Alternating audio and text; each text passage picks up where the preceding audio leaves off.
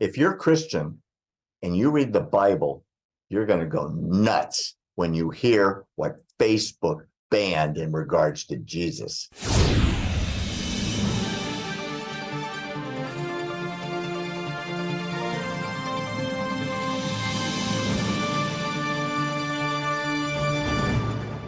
I want to get to a story that you brought to my attention that is pretty discouraging. There is a story out of Washington that broke courtesy of this reporter. His name is Billy Hallowell. He's won a lot of awards. He's at the Washington Times. And this is a stunning story. And thank you for sending it over, Will. I appreciate it. Our audience needs to hear about it. This guy doesn't look very radical to me. Looks like a nice gentleman. Put a post up on Facebook that violated community standards. And his post was banned and taken down. And he complained, and they refused to reinstate his post. That happens all the time.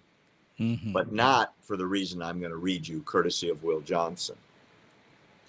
His post that Facebook said violated their community standards was the Christian message of salvation in the Bible, talking about the resurrection of Jesus. Here's the post. I'm going to read it to you word for word. Jesus died so you can live. That's the post.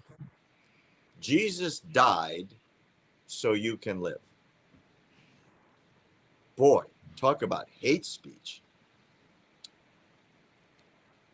So this fellow, Billy Hallowell, explained that in the gospel, Jesus' sacrificial death for mankind ushered in hope and salvation for mankind. And he said, basically, that's New Testament 101, right?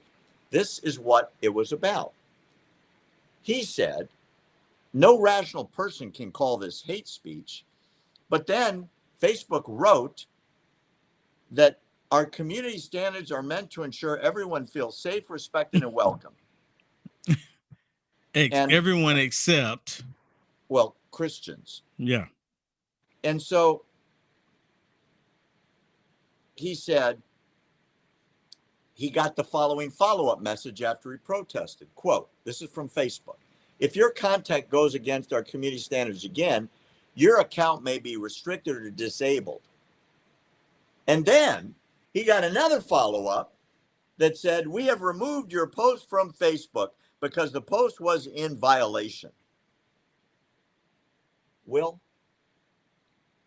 how is it possible, quoting the Bible and the story of Jesus, is hate speech? Because the Bible, well, because, you know, it even says in the Bible, in the last days, you will be persecuted for my name's sake. Those who love Christ will be targeted. And you know what? There is a connection. A lot of people don't want to make the connection because the God of the Bible is the God of Israel, and they don't like that. So they wanted to try to discredit Christianity, and they want to target Jewish people. It's all connected together. And that's what it really ultimately comes down to. And that's the reason why they're doing this. And it's going to get a lot worse. And even when you go to the liberal fake fact-checking organization called Snoops, they even said this story was true.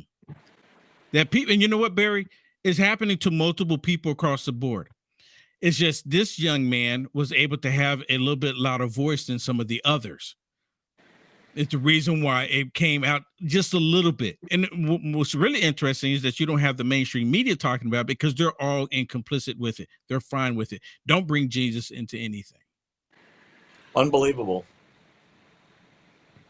I'm a Jew and I'm offended beyond words. You would think that this is normal and you can say things like this. You're quoting the Bible, for heaven's sake. And he's not referring to people having to believe or that they should believe, and he's not proselytizing. No. He's simply saying This is what it says in the Bible. Yeah, he's quoting it. And as a result, violated community standards. People feel uncomfortable. They feel unsafe, unrespected, and not welcome. It's because of the atheists. The atheists don't like it. The Satanists. It's okay for Target, right? It's okay. That's wonderful. But you can't talk about Jesus.